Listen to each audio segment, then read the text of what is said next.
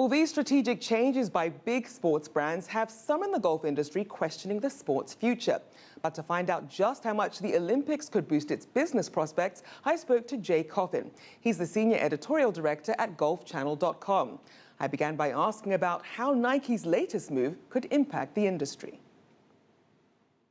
Look, I was a little bit surprised, or actually a lot surprised. They ramped it up 20 years ago with Tiger Woods. I mean, Tiger Woods is the reason why there was a Nike equipment. There's no big secret about it. Nike signed Rory McIlroy to a multi-million-dollar contract just a couple years ago. There's other people, Brooks Koepka, Tony Finau, other bigger names on the PGA Tour that are starting to play Nike equipment. So was I surprised? Yes.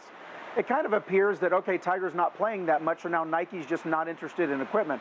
I don't know the ins and the outs. I don't know how much that had to do with it. I know that Nike, over the 20 years, their equipment was getting better and better and better every year. And the most recent drivers and clubs and balls over the last couple of years were better than they've ever been before. So I don't quite know what to make of it. When I'm being in the golf industry, you don't ever like somebody just to stop making clubs. So clearly I'm not a fan of it, but was absolutely a little bit surprised because I thought Nike, with Tiger and now Rory moving forward, I thought they had a big future in this game when it came to equipment, but clearly that's not the case. Now, with that being said, what about some of the traditional brands, your Titleist, your Callaways, your Pings? How are they faring in the market right now?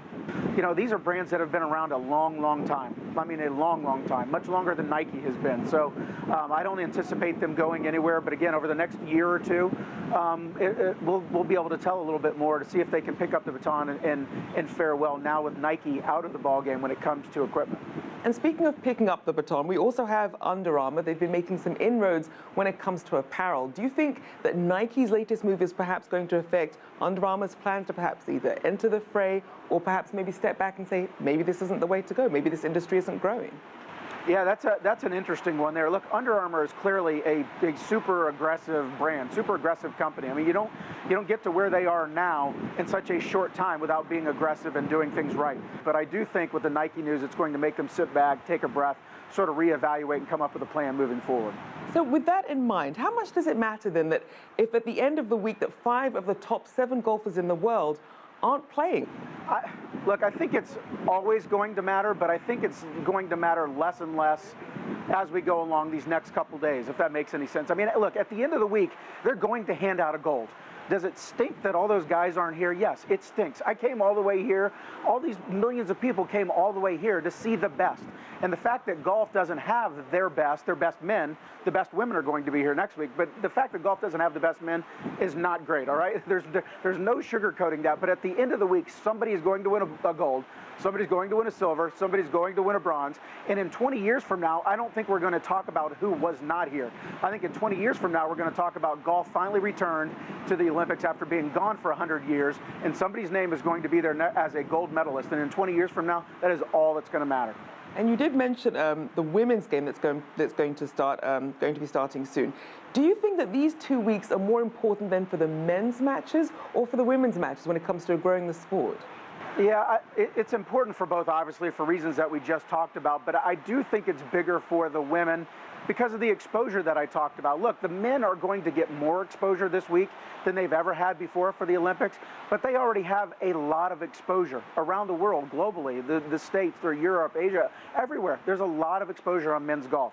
When it comes to women's golf, there's not as much exposure in certain pockets of the world. So that's why I would lean towards the women. There are all the top women in the world. So whoever takes home the gold medal is going to be the absolute best in the world for this 1 week. So I think that exposure that the Olympics can give them, more eyeballs than they've ever had before, the best field. I think you add all of that together, and the women's golf has more to gain this week, I think, than the men's do.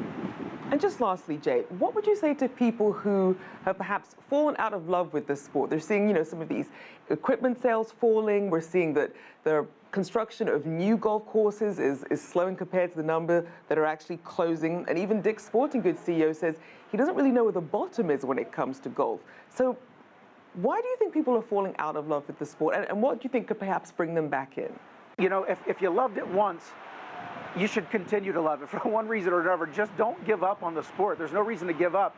You know, yeah, it's had their issues. Golf has certainly had their issues. It's sort of a niche of a niche. They've had their issues for all the reasons that you've mentioned over the last couple years, but there still are strong brands out there.